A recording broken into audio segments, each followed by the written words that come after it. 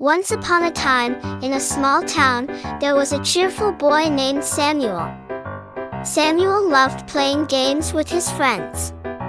However, Samuel had a habit.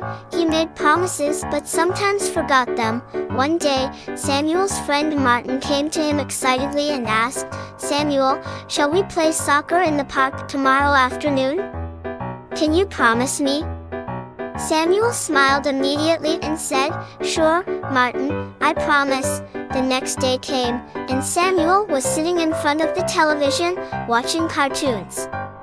He had already forgotten the promise he made to play soccer. Martin went to the park, but Samuel was not there. Martin felt sad and went back home. By evening, Samuel remembered Martin and felt embarrassed. The next day at school, he saw Martin and said, "I'm sorry, I forgot the promise I made." Martin sighed and said, "Samuel, it's important to keep a promise when you make one. Promises build trust between friends." Samuel thought about these words. Martin was right. Keeping promises to his friends was the way to be a reliable friend.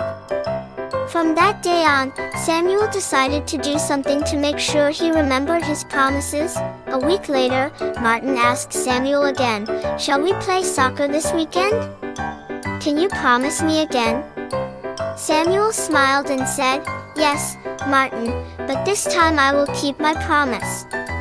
I will tie a string around my wrist to remind me." When the weekend came, Samuel saw the string on his wrist and ran to the park to meet Martin. Martin was very happy to see him. They played soccer together and had a lot of fun. Samuel felt great for keeping his promise. From that day on, Samuel always made sure to keep his promises. Because a promise was a small but important bond that strengthened friendships, and so, Samuel became a reliable friend who kept his promises and became one of the most beloved children in the town.